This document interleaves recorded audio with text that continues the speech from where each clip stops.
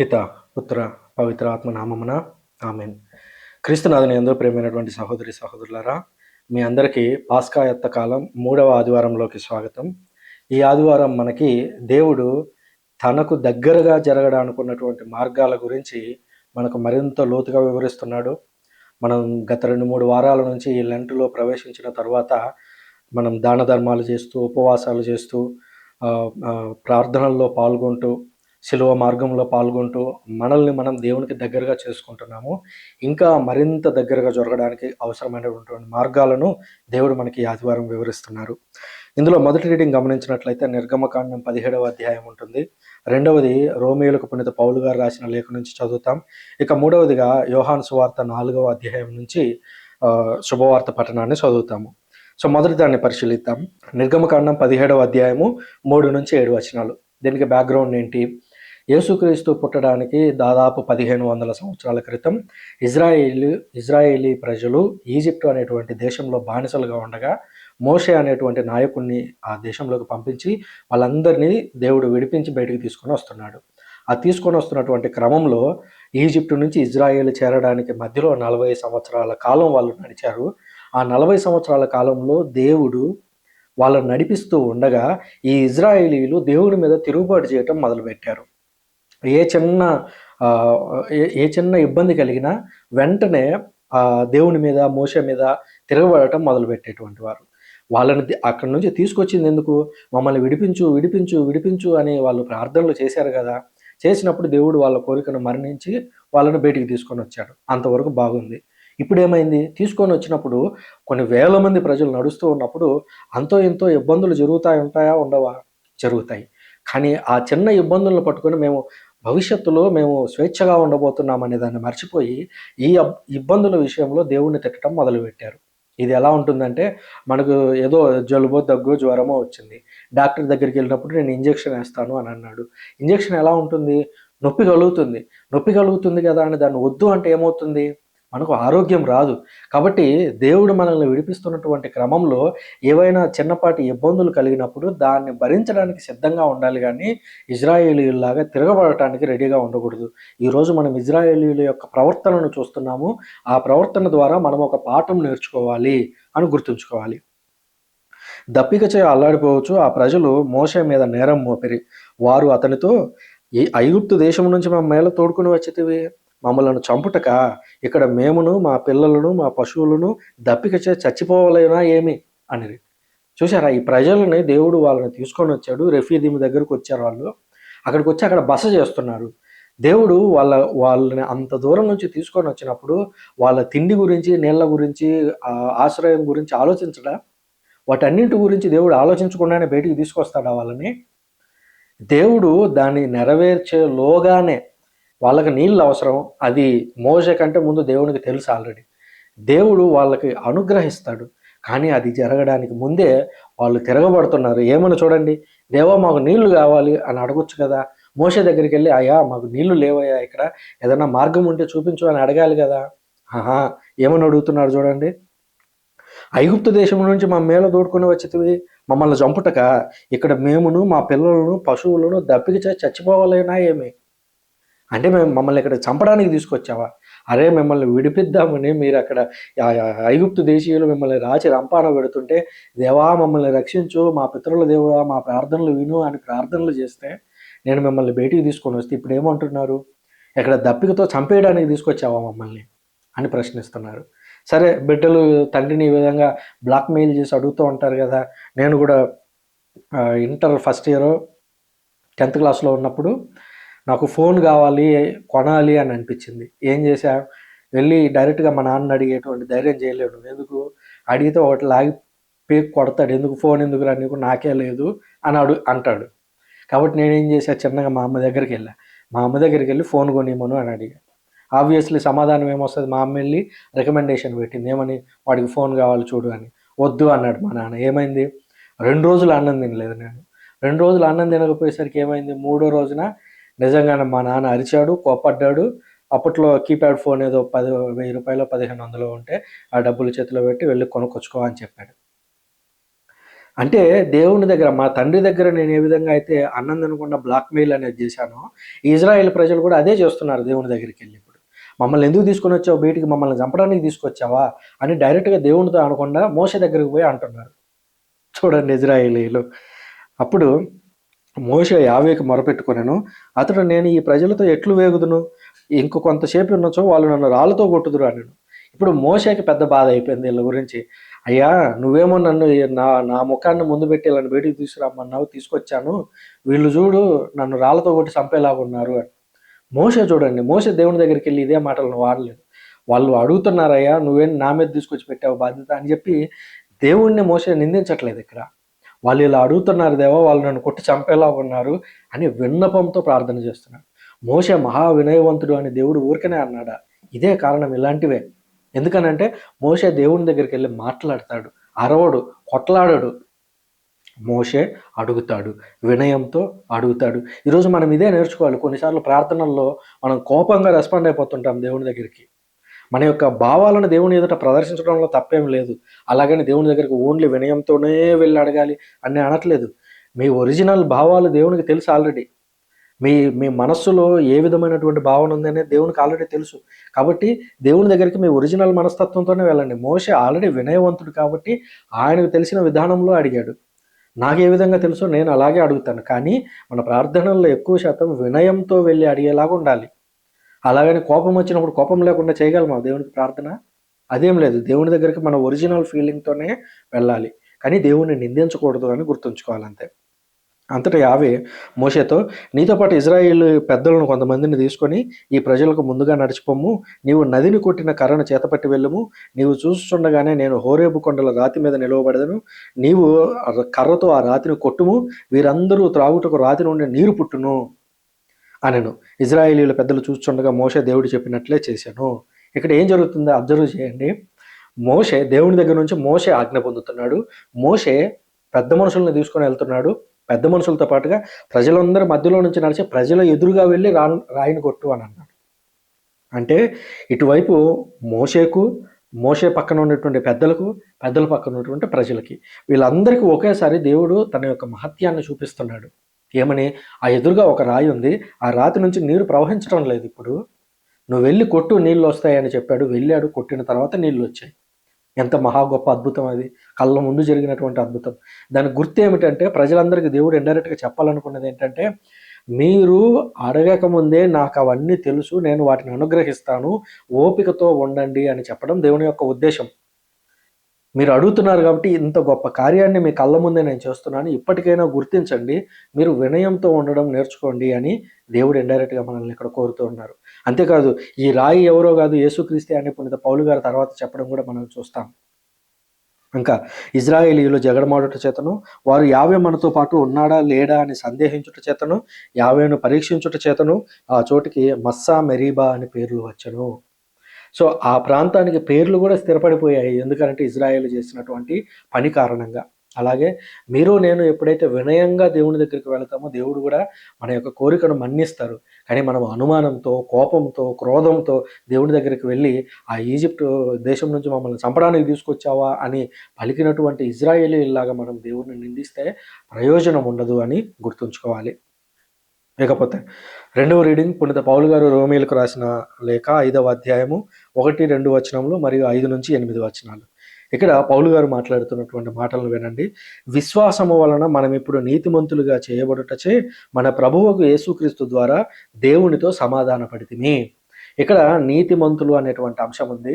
మనం యేసుక్రీస్తును నమ్మడం ద్వారా దేవునితో సమాధానపడి నీతిమంతులమయ్యాము అని అన్నాడు. అసలు ఈ నీతిమంతులం ఏమిటి? ఈ కాన్సెప్ట్ ఏమిటి అని ఆలోచిస్తే, నీతిమంతులు అనేటువంటి కాన్సెప్ట్ పాత నిబంధన నుంచి వచ్చినటువంటిది. పాత నిబంధన ప్రకారం నీతిమంతుడు అనంటే ఎవరు?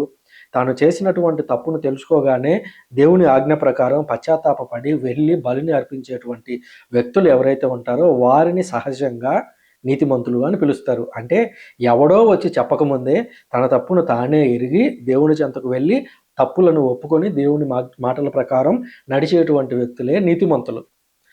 ఇదే మాట మనకు ఇంకొకరి విషయంలో కూడా మనకు కనిపిస్తుంది నూతన నిబంధనలో. మన యొక్క యేసుక్రీస్తు సాకుడి తండ్రి అయినటువంటి యోసేపు గారు, ఆయన కూడా నీతిమంతుడు. సో, ఈ విధంగా మనం నీతిమంతులం అవుతాం ఎప్పుడు? దేవుని యందు విశ్వాసం ఉంచటం ద్వారా, యేసుక్రీస్తునందు విశ్వాసం ఉంచటం ద్వారా. పాత నిబంధనలో అయితే ఏం చేయాలి? నువ్వేం తప్పు చేశావో తెలుసుకోవాలి. ఆ తప్పు ప్రకారం నువ్వు బలికి ఏం అర్పించాలో తెలుసుకోవాలి. వెళ్లి ఆ జంతువునో, ఆ పక్షినో లేదా ఆ దహన బలినో మీరు వెళ్లి సమర్పించాలి. అప్పుడు మీరు నీతిమంతులవుతారు. అంటే అక్కడ ఒక పెద్ద పని చేయాల్సొచ్చింది నువ్వు. కానీ ఇప్పుడు ఇక్కడేం జరుగుతుంది? నువ్వు యేసుక్రీస్తునందు విశ్వాసం ఉంచితే, యేసుక్రీస్తునందు విశ్వాసం ఉంచడం అంటే ఏంటి? నేను యేసుక్రీస్తుని నమ్ముతున్నాను. అదేనా విశ్వాసం అంటే? కాదు. ఎందుకంటే దేవుడు గూడా సైతాను గూడా దేవుడున్నాడు, ఒకడే ప్రభువున్నాడు అని సైతానుకు గూడా తెలుసు. సైతాను గూడా నమ్ముతున్నాడు ఒకడే ప్రభువున్నాడని. కానీ సైతానికి మనకి డిఫరెన్స్ ఏంటి? మనము దేవుడు చెప్పిన మాటను నమ్ముతాము. ఆయన మాటల ప్రకారం నడుచుకుంటాము. అది మన విశ్వాసం. దేవుని పట్ల విశ్వాసం కలిగి ఉన్నాను అని అంటే దాని అర్థం ఏంటంటే, దేవుడు చెప్పిన పనులను నేను చేస్తాను అని అర్థం. అంతే తప్ప నేను దేవుడిని నమ్ముతున్నాను, యేసుక్రీస్తుని నమ్ముతున్నాను, ఆమెన్ అంటే కుదిరే పని కాదది. యేసుక్రీస్తు అనేక విషయాలు చెప్పారు. మీరు దివ్య సప్రసాదం తీసుకోవాలి, నా శరీరాన్ని తినాలి అని ఖండితంగా చెప్పాడాయన. నువ్వు దాన్ని పాటించి తీరాలి. కాబట్టి దేవుడు చెప్పిన దానిని చేయడమే దేవుని యందు విశ్వాసం ఉంచటం అని గుర్తుంచుకోవాలి. ఈనాడు మనకు నిలయమై ఉన్న ఈ దైవ అనుగ్రహము ఆయనే విశ్వాసం ద్వారా మనకు తీసుకొని వచ్చెను. కనుక దేవుని మహిమలో పాలు పంచుకునే ఆశతో మనం అతిశయించుచున్నాం. మనం ఇప్పుడు గర్వపడగలుగుతున్నాం. ఎందుకు? యేసుక్రీస్తునందు విశ్వాసం ఉంచడం ద్వారా దేవుని యొక్క వాగ్దానాలన్నింటికి మనం పాత్రులమవుతున్నాము. ఇది ఎంత గొప్ప విషయము. ఆ తర్వాత ఈ నిరీక్షణ మనకు నిరాశను కలిగింపదు. ఏలైన దేవుడు దానముగా మనకొసగిన పవిత్రాత్మ ద్వారా తన ప్రేమతో మన హృదయములను నింపెను. ఇప్పుడు మీకు ఏదైనా ఇబ్బందులు కలిగినప్పుడు మీరు నిరాశలో పడిపోతే మీరు బాధపడాల్సిన పని లేదు. ఎందుకంటే మీకు నిరీక్షణ ఉంది. ఏమిటి ఆ నిరీక్షణ? యేసుక్రీస్తు చెప్పాడు, ఈ శరీరమును భుజించిన వాడిని నేను అంతిమ దినమున తిరిగి లేపుతాను అని అన్నాడు. కాబట్టి సృజన అనేటువంటి నేను ఈరోజు నాకున్నటువంటి ఇబ్బందుల చేత, నాకున్నటువంటి అనుమానాల చేత నేను పడిపోయినా సరే, నిరాశలో కూరుకుపోయినా సరే, నాకు ఇప్పటికీ ఒక నిరీక్షణ ఉంది. ఏంటి ఆ నిరీక్షణ? యేసుక్రీస్తు నన్ను తన అంతిమ దినమున నన్ను తిరిగి లేపుతాడు. ఆ విషయంలో అయితే తిరుగులేదు. దేవుడు నేను పడుతున్నటువంటి బాధకు తప్పకుండా సమాధానం ఇస్తాడు. దాని వరకైతే కన్ఫర్మ్. ఎటువంటి నెగెటివ్ ఆలోచన దాంట్లో పెట్టుకోవాల్సిన అవసరం లేదు. పోయిన సంవత్సరం మనం జరుపుకున్నాము. జూబిలీ మహా ఉత్సవాన్ని ప్రారంభించారు మన పోప్ ఫ్రాన్సిస్ గారు. పోప్ లియో గారు దాన్ని ముగించారు. అందులో బడలిక లేకుండా నడవటం గురించే మనం సంవత్సరం అంతా ధ్యానించాము. దేవుని పట్ల నిరీక్షణ కలిగుండాలి. ఆ నిరీక్షణ ఎంత గొప్పది అనంటే, చావును సైతం దాటేదే నిరీక్షణ. ఎందుకంటే చనిపోయిన తర్వాతే మనం తిరిగి లేవబోతున్నాం. సో, చావును సైతం దాటేటువంటి నిరీక్షణ మనలో ఉంది. ఇంకా ఈ చిన్న చిన్న విషయాలేముంది, ఇజ్రాయేలీలు నీటి కోసం అడిగినట్టు, ఫుడ్ కోసం అడిగినట్టు, మనం దైనందిన జీవితాల కోసం నువ్వు అడగాల్సినటువంటి పని కూడా లేదు. ఎందుకంటే దేవుడు దాన్ని చూసుకుంటాడు ఆల్రెడీ. నువ్వు ఇంట్లో ఉండగా మీ అమ్మని సమయానికి అమ్మా అన్నం పెట్టు అని అడగాల్సిన పనే లేదు. ఎందుకంటే ఆ సమయం అవ్వగానే తల్లే నీకు ప్లేట్‌లో యేసుకొనొచ్చి తిను అని గుర్తు చేస్తుంటుంది. మన తల్లి కంటే ఇంకా కొన్ని వేల రెట్లు గొప్పవాడు మన పరలోకపు తండ్రి. ఆయన నువ్వు అడగక ముందే ప్రతీదీ ఆయన ఇస్తాడు. కాబట్టి నువ్వు నిరీక్షణ కలిగి ఉండు తప్ప నిరాశలో మునిగిపోవద్దు. మనం బలహీనులుగా ఉన్నప్పుడే నిర్ణీత కాలమున భక్తిహీనుల కొరకై యేసు మరణించాడు. మనం ఇంకా పాపంలో ఉండగానే యేసుక్రీస్తుని అంగీకరించడానికి సిద్ధంగా లేకుండా ఉన్నప్పుడే యేసుక్రీస్తు మన కోసం మరణించాడు. అంటే నువ్వు దేవుని కోసం ఏమీ చెయ్యక ముందే ఆయన నీ కోసం ఎంతో చేశాడు. కాబట్టి ఇప్పుడు నువ్వు ఆల్రెడీ కష్టంలో ఉంటే దేవుడిని అడిగితే అది ఇవ్వడం ఏమన్నా పెద్ద విషయం ఆయనకి. కాబట్టి నువ్వు ఉన్నటువంటి కష్టాలు, ఇబ్బందులు వాటి గురించి నువ్వు బాధపడొద్దు. నువ్వు నిరీక్షణ కలిగుండు. దేవుడు నీకు సమాధానాన్ని ఇస్తాడు. ఎందువలన? నీతిమంతునికి కూడా ఒకడు ప్రాణంలోనిచ్చుట అంత సులభం కాదు. బహుశా సత్పురుషుని కొరకై ఒకడు తన ప్రాణమునిచ్చుటకు సిద్ధపడునేమో. కానీ మనం పాపాత్ములమై ఉన్నప్పుడే క్రీస్తు మన కొరకు మరణించుటను బట్టి దేవుడు మనపై తనకు ఉన్న ప్రేమను చూపించుచున్నాడు. ఒక మంచోడు ఉన్నాడంటే ఆ మంచోడు కోసం పోయి 2 తన్నులు తిని వాడి కోసం చావడానికైనా మనం సిద్ధపడొచ్చేమో. కానీ మనలో ఏముందని యేసుక్రీస్తు మన కోసం మరణించాడు. మనం పాపాత్ములమై ఉండగానే ఆయన మరణించాడు గదా మన కోసము. మరి నువ్వు పాపాత్ముడిగా ఉండగానే ఆయన మరణించాడు అనంటే ఆయన ప్రేమ ఎంత గొప్పది. ఆయన ప్రేమ ముందు ఇప్పుడు నీ సమస్యలు ఎంత చిన్నవి. మరి నువ్వెందుకు నీ సమస్యల గురించి బాధపడుతూ ఉంటావు అని దేవుడు మనకిక్కడ నేర్పిస్తూ ఉన్నారు. ఇకపోతే మూడవదిగా శుభవార్త పట్టణాన్ని చూసినట్లయితే యోహాను సువార్త 4వ అధ్యాయం 5-42 వచనాలు. యేసుక్రీస్తు సమరయ స్త్రీతో మాట్లాడుతున్నటువంటి సంఘటన ఇది. ఇది ఈ అధ్యాయం అంతా చదువుతాము దాదాపుగా మనము. కాబట్టి ఈ మాటల గుండా వెళుతూ ఉన్నప్పుడు మన జీవితాలను కూడా స్మరించుకుంటూ వెళదాము. సమరయ స్త్రీ ఏం మాట్లాడుతుంది అనేటువంటి అంశాలను కూడా పరిశీలిద్దాం. ఎందుకంటే సమరయ స్త్రీ చూడటానికి అసలు ఆమె దగ్గర జ్ఞానం ఉందా లేదా అన్నట్టు కనిపిస్తది గానీ, సమరయ స్త్రీ దగ్గర ఉన్నంత జ్ఞానము మన దగ్గర కూడా లేదు. పైగా ఈ సమరీయులు అంటే ఎవరు? సమరీయుల గురించినటువంటి చిన్న నేపథ్యాన్ని తీసుకున్నట్లయితే, ఇజ్రాయేల్ దేశము అనేది పైనుంచి కింద వరకు ఒక స్ట్రిప్ లాగా ఉండేటువంటి ప్రాంతం. మన తెలుగు ప్రాంతంతో చెప్పాలి అనంటే, తెలంగాణ, ఆంధ్రప్రదేశ్ కలిసి పైన కింద ఏ విధంగా అయితే ఉంటాయో, పైన ఇజ్రాయేల్ దేశం అనేది ఉండేది, కింద యూదా ప్రాంతము అనేది ఉండేది. ఆ 2 కూడా విభిన్న రాజ్యాలుగా కొనసాగాయి. ఈ పైన ఉన్నటువంటి ఇజ్రాయేల్ దేశం మీద ఆనాటి అస్సిరీయులు వచ్చి సామ్రాజ్యం మీద దాడి చేసినప్పుడు, క్రీస్తు పూర్వం 700 సంవత్సరాల కిందట ఆ దాడి చేసినప్పుడు వాళ్ళందరూ ఎటు పడితే అటు చెల్లాచెదురైపోయారు. వివిధ ప్రాంతాలకు వెళ్ళిపోయారు. వాళ్ళకి ఒక నేల అనేది లేకుండా పోయింది. సో, అప్పుడు వెళ్ళిపోయినటువంటి వ్యక్తులు ఎవరైతే ఉన్నారో సమరీయులు, ఆ సమరీయులే అశ్షూరీయులతో వెళ్ళి వాళ్ళతో పెళ్ళిళ్ళు చేసుకున్నారు. ఎందుకంటే వాళ్ళు వివిధ ప్రాంతాలకు చెల్లాచెదురైపోయారు కాబట్టి, వాళ్ళ సొంత మతము లేదా సొంత ట్రెడిషన్ సంప్రదాయంలో ఉన్నటువంటి వాళ్ళని కాకుండా ఇతర మతాల నుంచి కూడా వాళ్ళు పెళ్ళిళ్ళు చేసుకున్నారు. అలాగే ఇతర దేవుళ్ళను కూడా వాళ్ళు ఆరాధించారు. ప్రత్యేకించి ఈ అసీరియా సామ్రాజ్యంలో నుంచి వాళ్ళు ఒక 5 మంది దేవతలను తీసుకొనొచ్చి వాళ్ళు సమరియా ప్రాంతంలో కూడా ప్రతిష్ఠించుకొని పూజలు చేస్తున్నటువంటి వారు అని మనకు చరిత్ర తెలియజేస్తుంది. పైగా వీళ్ళు పాత నిబంధనలో ఉన్నటువంటి పుస్తకాలన్నిటిని అంగీకరించేటువంటి వాళ్ళు కాదు. కేవలం ఫస్ట్ 5 పుస్తకాలను మాత్రమే, ఆదికాండం నుంచి ద్వితీయోపదేశకాండం వరకు మాత్రమే నమ్ముతారు. ప్రవక్తల గ్రంథాలు ఒక్కదాన్ని కూడా వాళ్ళు పట్టించుకోరు. ప్రవక్తల్లో ఉన్నటువంటి ఏ ప్రవక్త మాటలను వాళ్ళు పట్టించుకోరు.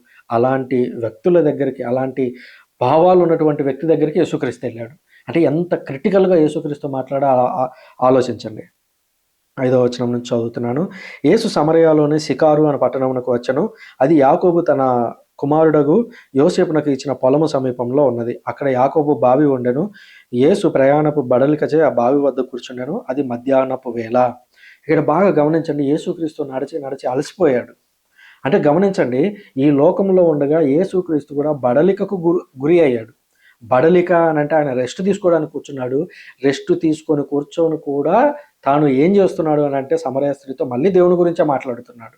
ఎందుకు మాట్లాడుతున్నాడు అనేది కొంచెం ముందుకు వెళితే అర్థమవుతుంది. సో, ఈ విధంగా యేసుక్రీస్తు ఎక్కడున్నాడంటే యాకోబు బావి దగ్గర ఉన్నాడు. ఈ సికారు అనేటువంటి ప్రాంతము యాకోబు బావికి ఒక పెద్ద నేపథ్యం ఉంది. పాత నిబంధనలో మనం చూసినట్లయితే ఇస్సాకు దగ్గర నుంచి మొదలు పెడితే ఇస్సాకు తన యొక్క భార్యను వెతకడానికి వెళ్ళినటువంటి సంఘటనకి ఈ బావితో ముడి ఉంటుంది. మీరు ఆదికాండంలో దీన్ని చదవచ్చు. ఆ తర్వాత యాకోబుకు సంబంధించి ఆ మందలు మేపడం అయితేనేమి ఆ బావికి దీంతో సంబంధం ఉంది. ఆ తర్వాత ఇప్పుడు సమరయ స్త్రీ దగ్గరకు వచ్చినప్పుడు కూడా యేసుక్రీస్తు ఈ బావి దగ్గరే మాట్లాడుతున్నాడు. ఇస్సాకు పెళ్లితో సంబంధం ఉంది ఆ బావికి, యాకోబు పెళ్లితో సంబంధం ఉంది ఆ బావికి, ఆ యాకోబు కుమారులతో కూడా ఆ బావితో సంబంధం ఉంది. ఇప్పుడు యేసుక్రీస్తు వెళ్ళి మళ్ళా ఆ స్త్రీ దగ్గర ఇవే అంశాలను తీసుకొని రావడం కూడా మనకు కనిపిస్తూ ఉంటుంది. కొంచెం ముందుకు వెళ్తే మనం చదువుతాం. ఒక సమరయ స్త్రీ నీటి కొరకు అక్కడికి వచ్చెను. యేసు ఆమెను, నాకు త్రాగుటకు నీరు ఇమ్ము అని అడిగాను. సో, మధ్యాహ్నం పూట ఆమె నీళ్లు తీసుకోవడానికి వచ్చింది. యేసుక్రీస్తు మధ్యాహ్నానికి అలసిపోయి అక్కడ ఉన్నాడు. అక్కడ ఉన్నప్పుడు స్త్రీ వచ్చి నీళ్లు చేదుతూ ఉంటే అప్పుడు అడుగుతున్నాడు యేసుక్రీస్తు, నాకు దాహంగా ఉంది, నీరు ఇమ్ము అని అడిగాడు. యేసుక్రీస్తు డైరెక్ట్‌గా నీళ్లు తాగుండొచ్చు కదా, ఎందుకు అడిగాడు ఆమెను అని అంటే, అది ఒక చేదురు బావి, లోపలికి కడవ వేసి నీళ్లు పైకి లాగాలి. సో, యేసుక్రీస్తు శిష్యులు వీళ్ళందరూ కూడా ఆ కుండలను పెట్టుకొని నీళ్లను తోడటానికి అది దగ్గర పెట్టుకోలేదు కాబట్టి ఆమెను నీళ్లు అడిగాడు. అమ్మా, నాకు త్రాగుటకు నీరిమ్ము అని అడిగాడు. ఇక్కడ గమనించాల్సినటువంటి ఒక విషయం ఉంది. అదేమిటంటే సమరీయులకి, యూదులకి అస్సలు పడదు. ఎంత పడదు అనంటే, వాళ్ళిద్దరి మధ్యలో పచ్చగడ్డేసినా కూడా బగ్గుమనేంత వైరం ఆ రోజుల్లో ఉండేది. పైగా ఈ ఇజ్రాయేలీలు ఎవరైనా సరే, యూదులు ఎవరైనా పై ప్రాంతానికి, గలిలయ ప్రాంతానికి వెళ్ళాల్సి వచ్చినప్పుడు ఈ మధ్యలో సికారు ప్రాంతం గుండా కూడా వెళ్ళొచ్చు. అలా వెళ్ళాల్సి వచ్చినప్పుడు వీళ్ళు ఈ సికారు గుండా వెళ్తే అది షార్ట్ కట్ అయినప్పటికీ వీళ్ళను చూడటం ఇష్టం లేక ఆ ప్రాంతాన్ని దాటి అడవిలో గుండా లాంగ్ మార్గాన్ని ఎంచుకొని వెళ్ళిపోయేటువంటి వారు. అంతేకాదు, ఒకవేళ ఎవరైనా యూదులు ఈ సమరీయుల దారిలో వస్తే సమరీయులు యూదుల ముఖాల మీద ఉమ్మేసేటువంటి వాళ్ళు. అంటే వాళ్ళిద్దరి మధ్య అంత వైరం ఉండేది అక్కడ. సో, అలాంటి ప్రాంతంలోకే యేసుక్రీస్తు వెళ్ళాడు. యేసుక్రీస్తు వెళ్ళినోడు ఎక్కడో చాటున కూర్చోవాలి కదా, మామూలుగా అయితే వాళ్ళకి కనపడకూడదు, కనపడితే అవమానిస్తారు అని. కానీ యేసుక్రీస్తు వెళ్ళి బావి దగ్గర కూర్చొని ఆమె ఎవరో నీళ్లు చదువుకోవడానికి వస్తే ఆమె నాకు నీళ్ళు ఇమ్ము అని అడిగాడు.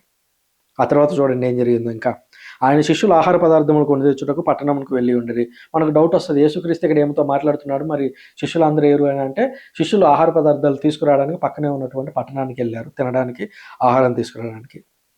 ఆ సమరయ స్త్రీ యేసుతో, యూదుడవైన నీవు సమరయ స్త్రీ నన్ను నీరు ఎట్లా అడుగుచున్నావు అని అడిగాను. అంటే ఆమె క్వశ్చన్ రైజ్ చేస్తుంది, నువ్వు యూదుడవు కదా, మీ యూదులు అసలు మేము నీళ్ళు ఇస్తే మీరు తాగరు కదా. మన భారతదేశంలో కూడా ఈ కుల చట్టంలో ఒకప్పుడు చూసేవాళ్ళం కదా, తాకడానికి కూడా దళితులకు అనుమతి ఉండేటువంటిది కాదు. సో ఇది కూడా అలాంటి పరిస్థితే అక్కడ. సమరీయులు యూదులతో ఎట్టి పొత్తు పెట్టుకోరు, వాళ్ళు నీళ్లు పోస్తుంటే తాగడాన్ని కూడా యూదులు పెద్ద పాపంగా పరిగణించేవారు. అంటే సమరీయుల నుంచి నీళ్లు అడుక్కొని నీళ్లు తాగడం కంటే చచ్చిపోవడం మేలని భావించేటువంటి వాళ్ళు యూదులు. అంటే వైరం చూడండి ఎంత ఎక్కువ ఉందో.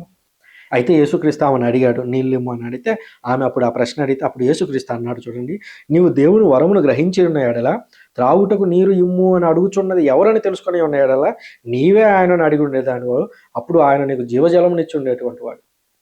కన్వర్జేషన్ జాగ్రత్తగా గమనించండి. నీటి దగ్గర మొదలైంది కన్వర్జేషన్. నాకు నీరిమ్ము అని అడిగాడు యేసుక్రీస్తు, అక్కడి నుంచి స్టార్ట్ అయింది. ఇప్పుడు యేసుక్రీస్తు ఆమెను ఇంకొంచెం లోపలికి తీసుకెళ్తున్నాడు. ఏమని, అమ్మా నేను నీళ్ళు అడిగితే యూదుడు అయిన నువ్వు నన్ను ఎలాగో నీళ్ళు అడుగుతున్నావు అని నువ్వు అంటున్నావు కదా, నిన్ను నీళ్ళు అడుగుతున్నటువంటి వ్యక్తి ఎవరో నీకు అర్థమై ఉంటే, అంటే దేవుని చిత్తమేంటో నీకు తెలిసి ఉంటే, నిన్ను నీళ్ళు ఎవరైతే అడుగుతున్నాడో ఆ వ్యక్తి గురించి నీకు తెలిసి ఉంటే, ఆ వ్యక్తినే నువ్వు నీళ్ళు అడిగి ఉండేటువంటి దానివి. అంటే అప్పుడు ఆ సమరయ స్త్రీకి అందరికి వచ్చిన డౌటే వస్తుంది, ఏమని, నీకే గతి లేక నన్ను నీళ్ళు అడుగుతున్నావు, నువ్వు నాకేం నీళ్ళు ఇస్తావు. చూడండి అదిగో 11వ వచనంలో, అప్పుడు ఆ స్త్రీ, అయ్యా బావి లోతైనది, నీరు చేదుటకు నీ వద్ద ఏమీ లేదు, జీవజలమును నీవు ఎక్కడి నుంచి తెచ్చిస్తావు అని ఆమె తెలివైంది. చూడండి ఎంత ప్రశ్న అడుగుతుందో. నీ దగ్గర కడ ఉండి ఆ తాడు ఉండింటే ఈ పాటికి నువ్వే నీళ్లు తీసుకొని తాగి ఉండేటువంటి వాడివి, కానీ నువ్వే నన్ను వచ్చి నీళ్ళు అడుగుతున్నావు. ఇప్పుడు మళ్ళీ పైగా ఏమని చెప్తున్నావు, నువ్వే నన్ను నీళ్ళు అడుగుండేటువంటి దాను అని నా గురించి అంటున్నావు, ముందు నీ దగ్గర ఏం లేదు చూసుకో అని అంటారు. ఈ జీవజలం అనేటువంటి అంశం దగ్గరికి ఆమెను యేసుక్రీస్తు నడిపించాడు. ఇప్పుడు అంటే కొంచెం లోపలికి వెళ్ళింది కన్వర్జేషన్. ఆ తర్వాత, మా పితరుడగు యాకోబు మాకు ఈ బావిని ఇచ్చను, అతడు అతని మందలు అతని కుమారులు ఈ బావి నీటిని తాగిరి, నీవు అతని కంటే గొప్పవాడువా, ఇప్పుడు నీళ్ళు ఇస్తావు అని అన్నావు కదా. ఇక్కడ కన్వర్జేషను చాలా షార్ట్గా ఉంది. యేసుక్రీస్తుకి సమరయ స్త్రీకి మధ్య జరిగినటువంటి పూర్తి ఎంటైర్ సంభాషణ ఇక్కడ ఉంది అని నేను అనుకోవట్లేదు. దీన్ని షార్ట్ వెర్షన్లో, అబ్రిడ్జ్డ్ వెర్షన్లో యోహాను గారు రాశారని నేను భావిస్తున్నా. ఈ జీవజలం గురించి యేసుక్రీస్తు ఇంకొంచెం మరింత వివరించి ఉంటాడు, నేను నీకు జీవజలాన్ని ఇవ్వగలనమ్మా అని. అప్పుడు ఈ సమరయ స్త్రీ ఏం చేస్తుందంటే తన పితరులను తీసుకొని వస్తుంది. ఏమని, యాకోబు ఇక్కడ మాకు నీళ్లు పెట్టాడు, ఈ బావిని తవ్వించారు వాళ్ళు మా పితరులు, ఈ బావి నుంచి యాకోబు అతని కుమారులు అతని మందులు అందరూ నీళ్లు తాగారు, నువ్వు నాకేదో జీవజలం ఇస్తానంటున్నావు కదా, నువ్వేమన్నా మా యాకోబు కంటే గొప్పవాడివా. చూడండి ఇప్పుడు ఎక్కడో వాటర్ దగ్గర మొదలైంది, పితరుల దగ్గరికి వెళ్ళింది కన్వర్జేషన్. ఇంకా లోతుగా గమనించండి. యేసు సమాధానంగా ఆమెతో, ఈ నీటిని తాగువాడు మరలా దప్పికొనును, కానీ నేను ఇచ్చు నీటిని తాగువాడు ఎన్నటికీ దప్పికొనడు. నేను ఇచ్చు నీరు వాని అందు నిత్య జీవమునకై ఊరడు నీటి బుగ్గగా ఉండును. ఇప్పుడు ఈ నీళ్లు నువ్వు మోసుకొని వెళ్తున్నావమ్మా, ఈ నీళ్ళన్నీ తాగుతావు, మళ్ళీ నీకు రేపు దాహం అవుతుంది, మళ్ళీ వచ్చి నీళ్లు తీసుకుంటావు, కానీ నేనిచ్చే జీవజలం ఉంది చూసావా, ఆ జీవజలం తీసుకుంటే నీకు ఇక ఎప్పటికీ దప్పిక వేయదు అని చెప్పాడు. అంటే ఇంకొంచెం లోపలికి తీసుకెళ్ళాడు మన కన్వర్జేషన్ లేక. అంటే జీవజలాన్ని ఇచ్చేటువంటి వ్యక్తిని నేనే, తన చుట్టూ కన్వర్జేషన్ అంతా కూడా తన చుట్టూ బిల్డ్ అయ్యేలాగా చూస్తున్నాడు ఇప్పుడు. అప్పుడు ఆమెకు మళ్ళీ ఇంకో డౌట్ వచ్చింది. ఇందాకేమనింది, నీ దగ్గర చేదడానికి నీ దగ్గర తాడు లేదు, నీళ్లు లేవు, నువ్వు నాకెలా నీళ్ళు ఇస్తావు అని అన్నది. ఇప్పుడు ఇది నీకు ఎప్పటికీ దప్పిక అవ్వకుండా నీళ్ళు ఇస్తాను అని అంటే, అప్పుడు ఆమె అంటుంది చూడు, అయ్యా నేను మరలా దప్పిక కొనుక్కుంటున్నట్లు నీటిగా ఇక్కడికి రాకుండానట్లు ఆ నీటిని నాకు ఇమ్ము, మధ్యాహ్నం పూట ఈ కడవను మోసుకొని పోలేక నేను ఇబ్బంది పడుతున్నా, నీళ్లు తాగలేక మోసుకొని పోలేక ఇబ్బంది పడుతున్నా, ఆ జీవజలం ఏదో నువ్వు నాకు ఇచ్చావంటే ఆ దప్పిక అనేది తీరిపోయేదైతే నేను మళ్ళీ ఇక్కడికి వచ్చి మోసుకోవాల్సిన అవసరం ఉండదు, అదేదో నాకు ఇవ్వు అని అడిగింది. అడిగితే అప్పుడు యేసు, నీవు పోయి నీ భర్తను పిలుచుకొని రమ్ము అనెను. అందుకు ఆమె, నాకు భర్త లేడు అని చెప్పాను. యథార్థము చెప్పితివి. నీకు 5 భర్తలు ఉండిరి, ఇప్పుడు నీతో ఉన్నవాడు నీకు భర్త కాడు, నీవు యథార్థమే చెప్పితివి అని యేసు పలికాను. ఇక్కడ 5 భర్తలు ఉన్నారు అనగానే ఈ సమరయ స్త్రీని చాలామంది క్రైస్తవ బోధకులు ఒక వ్యభిచారిణి అని చెప్పి ఈమె గురించి మాట్లాడుతూ ఉంటారు.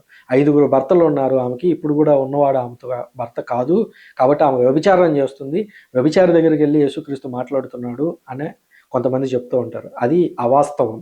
ఎందుకంటే ఈ ఎందుకంటే ఈ ఈ మాటలను మనం బాగా గమనించినట్లయితే నేను మీకు ముందుగానే చెప్పాను. సమరీయుల మీద అసీరియులు వచ్చి దాడి చేసినప్పుడు వాళ్ళు అసీరియుల్లో కలిసిపోయి వాళ్ళని పెళ్లి చేసుకొని వాళ్ళ దేవుళ్ళు 5 తీసుకొచ్చి ఇక్కడ ప్రతిష్ఠించుకున్నారు. అంటే సమరయాలో పుట్టేటువంటి ప్రతి స్త్రీకి కూడా 5 భర్తలు ఉన్నారు అని చెప్పి నమ్ముతూ ఉంటారు. మన హిందూ ట్రెడిషన్లో కూడా అదొక మాట ఉంది. నాకు ఎగ్జాక్ట్గా అది పదాలు టర్మినాలజీ గుర్తు రావటం లేదు, కానీ సాధారణంగా భారతదేశంలో పుట్టేటువంటి ప్రతి స్త్రీకి దేవుడు మొదటి భర్త, ఆ తర్వాత చంద్రుడు వాళ్ళ యొక్క ఏమంటారు ఈ జాతకాలను బట్టి చంద్రుడు ఒక భర్తగా, సూర్యుడు ఒక భర్తగా, ఆ తర్వాత చివరిగా బ్రాహ్మణుడు కూడా ఒక భర్తగా ఉంటాడు, ఆ తర్వాతే పెళ్ళి తాళి కట్టబోయేటువంటి భర్తగా ఉంటాడు అని దాన్ని ఏదో పదం వాడతారు. ఒకవేళ వింటున్నటువంటి మీలో ఎవరికైనా అది స్ఫురిస్తే కామెంట్లో తెలియజేయండి. 5వ తనము అనే అది దీనికి ఏదో సంబంధం ఉంది అనుకుంటున్నా. చాలా కాలం క్రితం చదివాను, అందువల్ల అది గుర్తులేదు. అంటే భారతదేశంలో పుట్టేటువంటి ఒక స్త్రీకి ముందుగానే పెళ్ళి తాళి కట్టేటువంటి భర్త ముందుగానే 3-4 భర్తలు ఉంటారు. అంటే వాళ్ళు కొంచెం స్పిరిచువల్గా మీనింగ్ అనో సంథింగ్ అలా చెప్తూ ఉంటారు. సో ఇక్కడ కూడా ఈ అసీరియాలో నుంచి వాళ్ళ 5 వాళ్ళ దేవతలను తీసుకొని వచ్చి వీళ్ళు పూజించుకునేటువంటి వారు. సమరయాలో పుట్టేటువంటి ప్రతి స్త్రీకి కూడా 5 భర్తలు ఉండేటువంటి వాళ్ళు. అంతెందుకు మన క్రైస్తవ విశ్వాసంలోనూ అలాగే పాత నిబంధనలో యూదుల విశ్వాసంలో కూడా యూదా జాతి మొత్తం దేవునికి భార్యగా పోల్చేటువంటి వారు. అలాగే స్త్రీ సభను దేవునికి భార్యగా, యేసుక్రీస్తుకి భార్యగా పోల్చడం ఈరోజు మనం చూస్తాము. వధువు సంఘము అని పిలుస్తూ ఉంటాము. కనుక ఈ భర్త అనేటువంటి కాన్సెప్ట్ ఆ రోజుల్లో ఉండేది. కాబట్టి ఇక్కడ ఈ భర్త అని అంటే సమరయ స్త్రీకి పూజించేటువంటి 5 ఇతర దేవుళ్ళు అని చెప్పొచ్చు అనమాట. అయితే ఈ మాటలన్నీ మాట్లాడుతూ ఉంటే ఇప్పుడు యేసుక్రీస్తు ఒక ప్రవచనం చెప్పాడు కదా, ఏమని, నాకు భర్త లేడు అని నిజంగానే చెప్పావు, ఇంతకుముందు నీకు 5 భర్తలు ఉన్నారు, ఇప్పుడు ఉన్నవాడు కూడా నీకు భర్త కాదు. ఈ విషయాలన్నీ మాట్లాడుతున్నప్పుడు ఆమె పర్సనల్ లైఫ్లోకి వెళ్ళి యేసుక్రీస్తు ఆ విషయాలు చెబుతున్నాడు కాబట్టి అప్పుడు ఆమె అనుకుంటుంది, అయ్యా నువ్వు ప్రవక్తవని నాకు తోచుచున్నది. చూడు, ఇక్కడ నుంచి ఇంకా కన్వర్జేషన్ బాగా లోపలికి వెళ్తుంది. 19వ వచనం, ఆయన ఆ స్త్రీతో, అయ్యా నీవు ప్రవక్తవని నాకు తోచుచున్నది, మా పితరులు ఈ పర్వతం మీద ఆరాధించరి, కానీ దేవుని ఆరాధింపవలసిన స్థలము యెరూషలేములో ఉన్నదని మీరు చెప్పుచున్నారు అన్నాడు. ఇక్కడ చూడండి ఎంత డీప్గా వెళ్ళింది సమరయ స్త్రీ అంటే, ఎక్కడో నీళ్ళ దగ్గర అమ్మ నీళ్ళిమ్ము అనే దగ్గర మొదలైంది. అక్కడ మొదలైతే కన్వర్జేషన్ ఎక్కడి వరకు వచ్చింది, ఆరాధన వరకు వచ్చింది. ఆమె ఏమంటుంది చూడండి, అయ్యా నీవు ప్రవక్తవని నాకు తోచుచున్నది. మొదటగా ఈ మాట గుర్తుపెట్టుకోండి, ప్రవక్తవని నాకు తోచుచున్నది. ఈ మాటను గుర్తుపెట్టుకోండి. కొంచెం ముందుకు వెళ్దాం. మా పితరులు ఈ పర్వతం మీద ఆరాధించరి, కానీ మీరేమో ఆరాధించవలసిన స్థలం యెరూషలేములో ఉందని మీరు అంటున్నారు. మేము అని ఆమె ఎందుకు అంటుందంటే, వాళ్ళు సమరీయులు అందరూ ఏం చేస్తారు, గెరాజీము అనేటువంటి కొండ ఉంది, మౌంట్ గెరాజీం. ఆ గెరాజీం కొండ మీద ఆనాటి పాత నిబంధన పెద్దలందరూ కూడా ఆ గెరాజీం కొండ మీదనే బలులు అర్పించారు. ఇప్పుడు సొలొమోను కాలంలో ఏమైంది, దావీదు తర్వాత సొలొమోను కాలంలో ఇజ్రాయెల్లో ఒక టెంపుల్ కట్టారు. సో యూదులందరూ ఎక్కడున్నా కూడా అందరూ వచ్చి అక్కడే బలులు అర్పించాలి అని అంటున్నారు. ఇది ఎలా ఉంటుందంటే, ఉదాహరణగా మన తెలుగు రాష్ట్రాల్లో చూస్తాం కదా, తెలుగు రాష్ట్రాల వాళ్ళు పైన ఆదిలాబాద్లో కూడా ఉంటారు, కింద ఎక్కడో తిరుపతిలో తిరుపతి అనేటువంటి వాళ్ళకు ఒక దేవస్థానం ఉంది. సో పైన ఆదిలాబాద్లో ఉన్న వాళ్ళైనా సరే దేవుణ్ణి చూడాలి అని అనుకున్నప్పుడు వాళ్ళు తిరుపతి వరకు వస్తున్నారు, అంటే పై నుంచి కింద వరకు జర్నీ చేస్తున్నారు. అలాగే ఇజ్రాయేల్ పరిభాషలో కూడా, ఇజ్రాయేల్ దేశంలో పైన ఇజ్రాయేల్ ఎక్కడో పైన ఉండేది, గలిలయ, సమరయ ఇవన్నీ పైన ఉంటాయి. ఈ యూదా అనేటువంటి ప్రాంతం కింద ఉంటుంది. పైనుంచి కిందకి చాలా దూరం జర్నీ చేసి రావాలి వాళ్ళు. ఇప్పుడు ఏం చేశారు, సొలొమోన్ వచ్చి టెంపుల్ని ఎక్కడ కట్టాడు, ఈ యెరూషలేములో కట్టాడు. అంటే ఇప్పుడు మేము బలి అర్పించాలంటే పైన ఎక్కడో దూరంగా ఉన్నటువంటి మేమందరం కింద వరకు రావాలా? మా పితరులు ఇక్కడే గెరాజీం కొండ మీద బలులు అర్పించారు కదా. మీ సొలొమోన్ అంటే మీ యూదులు, ఇండైరెక్ట్గా ఆమె చెప్తున్నది, మీరేమో యెరూషలేములో దేవాలయం కట్టి మేమందరం అక్కడికి వచ్చి బలులు అర్పించాలంటారు. మరి మా పితరులు గెరాజీం కొండ మీద బలులు అర్పించారు కదా, మరి వాళ్ళ పరంపర లేదా వాళ్ళ యొక్క ట్రెడిషన్ ఇదంతా ఏమైపోవాలి అని అంటే, అప్పుడు యేసుక్రీస్తు చూడండి ఏమంటున్నారు, స్త్రీ నా మాట నమ్మము, సమయం ఆసన్నమగుచున్నది, మీరు ఈ పర్వతం మీద కానీ యెరూషలేములో కానీ తండ్రిని ఆరాధింపరు. ఇప్పుడు యేసుక్రీస్తు ఆమెకు ఒక అష్యూరెన్స్ ఇస్తున్నాడు, నిజమేనమ్మా నువ్వు చెప్పింది నిజమే, ఎందుకంటే అందులో వాస్తవం ఉంది. పితరులు అక్కడ కూడా బలులు అర్పించారు కదా. మరి ఆ కొండల మీద బలులు అర్పించిన దేవుడు అంగీకరిస్తే, మరి యెరూషలేములో బలి అర్పిస్తే దేవుడు అక్కడ కూడా బలులు బలులు అంగీకరించాడు. ఇప్పుడు యూదులు వాళ్ళ మీద బలంగా రుద్దుతున్నది ఏంటి? మీరు ఎక్కడికి వచ్చి బలులు అర్పించాలి అని అంటున్నారు. మరి దేవుడు పాత నిబంధనలు అక్కడ అనుమతించాడు కదా బలులు అర్పించడానికి. ఆ డిఫరెన్స్ను మనసులో ఉంచుకొని యేసుక్రీస్తు ఏమంటున్నారంటే, అమ్మా నా మాట నమ్ము. ఆ మాట ఏంటంటే, భవిష్యత్తులో రాబోయే కాలంలో సమయం ఆసన్నమవుతుంది. ఆ సమయంలో ఇటు ఈ గెరాజీము కొండ మీద కానీ, అటు యెరూషలేము మీద ఉన్నటువంటి ఆ కొండ కానీ, ఈ 2 చోట్ల కూడా బలులు అర్పించాల్సిన అవసరం ఉండదు. అది యేసుక్రీస్తు చెప్తున్నది. తండ్రిని పర్వతం మీద కానీ యెరూషలేములో కానీ తండ్రిని ఆరాధింపరు. ఇంకా చూడండి, మీరు ఎరుగని వానిని మీరు ఆరాధించరు, మేము ఎరిగిన వానిని మేము ఆరాధించము, ఏలైనా రక్షణ యూదుల నుండే వచ్చును. మీరేం చేశారంటే, సమరయుల్లో ఉన్నటువంటి ఒక పొరపాటు ఏమిటంటే, యేసుక్రీస్తు కూడా ఇక్కడ వాళ్ళని అక్యూజ్ చేస్తున్నది ఏంటంటే, మీరు అసిరీయులు వచ్చి దాడి చేసిన తర్వాత వివిధ ప్రాంతాలకు వెళ్ళిపోయారు, అక్కడ పెళ్ళిళ్ళు చేసుకున్నారు. సరే పెళ్లి చేసుకున్నారు, తిరిగి సమరయకు వచ్చి స్థిరపడేటప్పుడు మీరు అక్కడ దేవతలను కూడా తీసుకొని వచ్చి పెట్టుకున్నారు, వాళ్ళను కూడా మీరు ఆరాధిస్తున్నారు. ఇదంతా ఇండైరెక్ట్గా వాళ్ళ మధ్య కన్వర్జేషన్లో ఉన్నటువంటి మాటలు. మీకు తెలియని దాని గురించి మీరు ఆరాధిస్తున్నారు, మేము మాకు తెలిసిన దాని గురించి ఆరాధిస్తున్నాం. ఇక్కడ సమస్య ఏమిటంటే, మీరు కొండ మీద బలి అర్పిస్తున్నారా, మేము యెరూషలేములో బలి అర్పిస్తున్నామా? ఇది కాదు సమస్య. సమస్య ఏమిటంటే, మీరు దేవుణ్ణి ఆరాధించడం కాకుండా బయట దేన్నో తీసుకొని వచ్చి మీరు ఆరాధించుకుంటున్నారు. ఇది మీలో ఉన్నటువంటి తప్పు అని యేసుక్రీస్తు ఎంత సున్నితంగా, ఎంత డీప్గా వాళ్ళిద్దరి మధ్య కన్వర్జేషన్ సాగుతుంది చూడండి. కానీ నిజమైన ఆరాధకులు నిజమైన ఆరాధకులు ఆత్మయందును సత్యమందును తండ్రిని ఆరాధించు సమయం ఇప్పుడే వచ్చి ఉన్నది. అది ఇప్పుడే వచ్చి ఉన్నది. నిజంగా తండ్రి ఆశించున్నది ఇటువంటి ఆరాధకులనే. ఒక సమయం వస్తుంది, ఆ సమయంలో ఏం జరుగుతుంది? తండ్రిని ఆరాధించేటువంటి వాళ్ళు అక్కడ గెరాజీము కొండ మీద కానీ యెరూషలేము కొండ మీద కానీ ఆరాధింపరు. బదులుగా తండ్రిని ఎలా ఆరాధించే సమయం రాబోతుంది? ఆత్మయందును సత్యమందును ఆరాధించేటువంటి సమయం రాబోతుంది. తండ్రిని ఆత్మయందును సత్యమందును ఆరాధించడం అంటే ఏంటి? ఆత్మయందు, పవిత్రాత్మయందు, సత్యమందు, నేనే సత్యమును అనగా తండ్రిని ఆరాధించాలి అని అంటే యేసుక్రీస్తు, పవిత్రాత్మ వీళ్ళిద్దరూ లేకుండా తండ్రిని ఆరాధించడం అనేది ఇంపాసిబుల్ అని చెప్పడం యేసుక్రీస్తు యొక్క ఉద్దేశం ఇక్కడ. దీన్ని తీసుకుని వచ్చి ఈ వచనం యొక్క భావం ఎంత ఉంది, దీని వెనుక నేపథ్యం ఎంత ఉంది, ఇదంతా వదిలేసి కొంతమంది ప్రొటెస్టెంట్ సోదరులు వచ్చి క్యాథలిక్స్ని చూపించి, మీరు ఇక్కడ దివబలి పూజ అని, లేదంటే మరియ తల్లి దగ్గరికి వెళ్ళి ప్రార్థనలు అని, లేదా ఈ లెంట్ అనేటువంటి కార్యక్రమాలు అని వీటిని పెట్టుకొని నిజమైన దేవుణ్ణి ఆత్మయందు సత్యమందు ఆరాధించట్లేదు అని అంటారు. యేసుక్రీస్తు ఇక్కడ చెబుతున్నది ఎలా ఆరాధించాలనేటువంటి పద్ధతి గురించి కాదు, సమరీయులకి యూదులకి మధ్య ఉన్నటువంటి సమస్యను ఆయన పరిష్కరిస్తున్నాడు. అమ్మ ఈ కొండ కాదు, ఆ కొండ కాదు, దేవుణ్ణి ఆరాధించేటువంటి వాళ్ళు పవిత్రాత్మతోనూ యేసుక్రీస్తుతోనూ కలిసి దేవుణ్ణి ఆరాధించాలి, ఆత్మయందు సత్యమందు ఆరాధించాలి ఆయన్ని. అదేంటి? సమస్యను పరిష్కరించేటువంటి పద్ధతి. ఆ పనిలో భాగంగా యేసుక్రీస్తు చెప్పినటువంటి మాట అది. దీన్ని పట్టుకొని వచ్చి ప్రతిదానికి లెంట్కి ఈ మాటను ఆపాదించేస్తారు, దివ్యబలి పూజకి ఆపాదించేస్తారు. తలా తెలియదు, తోక తెలియదు, వెనక తెలియదు, ముందు తెలియదు. ఇలాంటి వాళ్ళ దగ్గర పాఠాలు నేర్చుకునేటువంటి విశ్వాసులు కూడా ఎలా ఉంటారు? ప్రొటెస్టెంట్ సోదరులు ఆలోచించాలి. దేవుడు ఆత్మస్వరూపి కనుక ఆయనను ఆరాధించువారు ఆత్మయందును సత్యమందును ఆరాధింపవలేను అని యేసుక్రీస్తు చెప్పాను. సో ఇది జరుగుతున్నదే.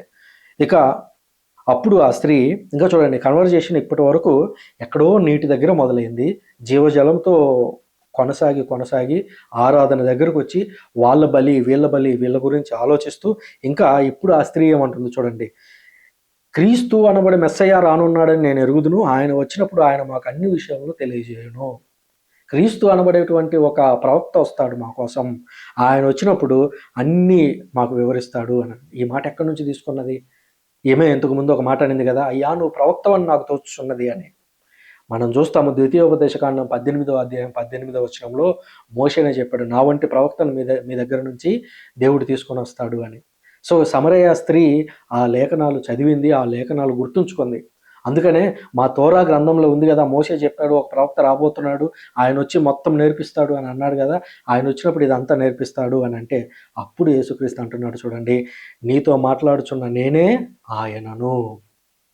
అంటే సమరయ స్త్రీకి నేను క్రీస్తును అని చెప్పడానికి యేసుక్రీస్తు ఉపయోగించుకున్నటువంటి చిన్న సందర్భం ఏంటి? నాకు త్రాగుటకు నీరిమ్ము. అది యేసుక్రీస్తు స్టార్ట్ చేసేటువంటి కన్వర్జేషన్ అలాగుంటుంది. ఇంకా అంతలో శిష్యులు వచ్చి ఆయన స్త్రీతో సంభాషించుట చూసి ఆశ్చర్యపడిరి. కానీ ఎవడును నీకేమి కావాలి అని గాని, నీవు ఎందుకు ఈమెతో మాట్లాడుచున్నావు అని గాని అడగలేదు. ఇది ఎందుకు వాళ్ళు అడగలేదు అనంటే, వాళ్ళకు కూడా కొత్త ఇది. అసలు ఆ దారిలో వెళ్ళడమే సమస్య అనుకుంటే, అక్కడ ఉండేటువంటి సమరయ స్త్రీతో యేసుక్రీస్తు మాట్లాడుతున్నాడు. యేసుక్రీస్తు ఒక రబ్బీ, ఒక మంచి యూదుడు, ఒక మంచి వ్యక్తి. ఈయన వెళ్ళి సమరయులతో మాట్లాడడం ఏంటి? ఎందుకంటే వాళ్ళ దృష్టిలో సమరయులతో మాట్లాడడము అనేది తప్పు. యేసుక్రీస్తు దృష్టిలో కాదు. శిష్యులు లేదా ఇతర యూదులు వాళ్ళ దృష్టిలో వాళ్ళతో మాట్లాడడం అనేది అసలు ఊహించలేనటువంటి పని. మరి యేసుక్రీస్తు వెళ్ళి మాట్లాడుతున్నాడు ఏంటి అని వాళ్ళు అడిగేటువంటి సాహసం అయితే చేయలేదు. ఆమె కడవను అక్కడే వదిలిపెట్టి పట్టణంలోకి వెళ్ళి ప్రజలతో, ఒక మనుష్యుడు నేను చేసినవన్నీ చెప్పాను, వచ్చి చూడు ఆయన క్రీస్తు ఏమో అని చెప్పాను. ఆమె అక్కడ కడవను వదిలిపెట్టిపోయిందంట. అసలు ఆమె వచ్చిన పని ఏంటి? కడవతో నీళ్లు తీసుకొని పోవడానికి వచ్చింది. నిజానికి ఆమె వెళ్ళింది నీటితోనే. ఏ నీటితో వెళ్ళింది? జీవజలంతో వెళ్ళింది. యేసుక్రీస్తు అనేటువంటి జీవజలంతో ఆమె తిరిగి వెళ్ళింది. తిరిగి వెళ్ళడమే కాదు, ఆయనే క్రీస్తు ఏమో వచ్చి చూడండి మీరు అందరూ. జస్ట్ ఆమె ఒక అవకాశాన్ని కల్పిస్తుంది. ఎంత గొప్ప విషయం అది. సమరయ స్త్రీ ఒక చిన్న కన్వర్జేషన్ ద్వారా వెళ్ళి ప్రజలందరినీ యేసుక్రీస్తు దగ్గరికి తీసుకొని వచ్చింది. ఈలోగా ఆయన శిష్యులు బోధకుడా భోజనం చేయుడు అని బతిమలాడిరి. యేసు వారితో, భుజించుటకు మీరు ఎరుగని ఆహారం నాకు కలదు అని చెప్పాను. ఎవరైనా ఈయనకు భోజనం తెచ్చిపెట్టిరా అని శిష్యులు ఒకరిలో ఒకరు అనుకొనసాగిరి. యేసు వారితో, నన్ను పంపిన వాని చిత్తం నెరవేర్చుటయో ఆయన పనిని పూర్తి చేయుటయే నా ఆహారం. సో ఇది యేసుక్రీస్తు ఆహారం. మనం మొదట్లో చెప్పుకున్నాం కదా, యేసు బడలికతో ఆ బావి దగ్గర కూర్చున్నాడు. ఆకలి అవుతూ ఉంది ఆయనకి. కానీ ఆ ఆకలిలో ఆయన ఏ విధంగా తీర్చుకున్నాడు అని అంటే, తన తండ్రి గురించి చెప్పడం ద్వారా ఆయన ఆకలి తీరిపోయింది. సో మనము కూడా దేవుని వాక్కును ప్రకటించడం, తండ్రి దేవుని గురించి చెప్పడం, యేసుక్రీస్తు గురించి చెప్పటము, మన క్రైస్తవ విశ్వాసానికి సాక్షిగా నిలబడటము అనేది మనకు కూడా ఆహారంలాగా మారాలి అని గుర్తుంచుకోవాలి. 4 మాసముల పిమ్మట కోతలు వచ్చునని మీరు చెప్పుదురు కదా, పొలముల వైపు కన్నులెత్తి చూడు, అవి పండి కోతకు సిద్ధముగా ఉన్నవి. కోత కోయివాడు కూలి తీసుకొని నిత్య జీవముకై ఫలమును సేకరించుకొనుచున్నాడు. ఇందువలన విత్తువాడు కోయివాడు ఇద్దరును సంతసింతురు. విత్తువాడు ఒకడు, కోయివాడు ఒకడు, మరొకడు అను లోకోక్తి ఇక్కడ సార్థకమైనది. మీరు శ్రమింపని దానిని కోయటకు మిమ్మల్ని పంపితిని, ఇతరులు శ్రమించితిని, వారి ఫలితం మీకు లభించినది అని చెప్పాను. సో శిష్యులతో మాట్లాడుతూ చెబుతున్నాడు, మీరు ఇందాక ఆహారం కొనుక్కు రావాలి అని చెప్పేటువంటి ఆ సమయంలో ఇక్కడ పంట అంతా కూడా పండుతూ ఉంది, ఇది చేతికి వచ్చేటువంటిది దగ్గరగా ఉంది, మనం ఈ ఆహారాన్ని తింటాము కదా అని చెప్పి పంటల గురించి మీరు మాట్లాడుకుంటున్నారు కదా, ఆ పంట చేతికి వచ్చేటువంటి సమయం ఆసన్నమైంది కదా, పంటను విత్తినవాడు ఒకడైతే కోసినవాడు మరొకరు కదా, అలాగే మీరు కూడా, మిమ్మల్ని నేను పంపబోతున్నాను, మీరేం చేస్తారంటే మీరు నాటని దాన్ని మీరు వెళ్ళి కోస్తారు. యేసుక్రీస్తు అనేటువంటి వ్యక్తి మనలో విశ్వాసాన్ని నాటుతూ ఉంటే మీరు వెళ్ళి ఆ పంటను కోయబోతున్నారు భవిష్యత్తులో అని చెప్పి శిష్యులతో మాట్లాడుతున్నారు. ఆ తర్వాత, నేను చేసినదంతయు అతడు నాకు చెప్పెను అని స్త్రీ చెప్పిన దానిని బట్టి ఆ పట్టణంలోని సమరయులు అనేకులు ఆయనను విశ్వసించిరి. ఆ సమరయావాసులు వచ్చి ఆయనను తమ యొద్ద ఉండమని వేడుకొనగా ఆయన అచ్చట 2 రోజులు ఉండెను. సో యేసుక్రీస్తు దగ్గరికి ఆ నీళ్ళుము అని అడిగినటువంటి ఒక్క మాటకి యేసుక్రీస్తు 2 రోజుల పాటు ఆ సికారు అనేటువంటి ప్రాంతం సమరయాలోనే ఉండి దేవుని వాక్కును అక్కడ ప్రకటించారు. సమరయ వాసులు వచ్చి ఆయన ఉపదేశమును ఆలకించి ఇంకనూ అనేకులు ఆయనను విశ్వసించిరి. మేము ఇప్పుడు నీ మాటలను బట్టి విశ్వసించటం లేదు, మేము స్వయముగా ఆయన ఉపదేశమును వింటిమి, వాస్తవముగా ఆయన లోకరక్షకుడని మాకు తెలియను అని వారు ఆమెతో చెప్పిరి. ఈ సికారు అనేటువంటి ప్రాంతంలో ఇక్కడ ఈ దేవుని వాక్కు ప్రబలం కావడానికి ఉపయోగపడినటువంటి వ్యక్తి ఎవరు అని అంటే సమరయ స్త్రీ. ఒక్క మాటలో ఆమె కారణం. అక్కడ యేసుక్రీస్తు 2 రోజులు అక్కడ ఉండి బోధలు చేయడానికి, అక్కడ ప్రజలందరూ మారు మనసు పొందడానికి సమరయ స్త్రీ కారణమైంది. ఆ తదనంతర రోజుల్లో గమనిస్తే యేసుక్రీస్తు మరణించి తిరిగి లేచి పరలోకానికి వెళ్ళిపోయిన తర్వాత యోహాను, పేతురు కలిసి ఈ సమరయాలో ఉన్నటువంటి ప్రజలకి పవిత్రాత్మ ధృవీకరణ సాంగ్యం ఇవ్వడానికి వస్తారు. అది అపోస్తలుల చర్యల గ్రంథంలో కనిపిస్తుంది.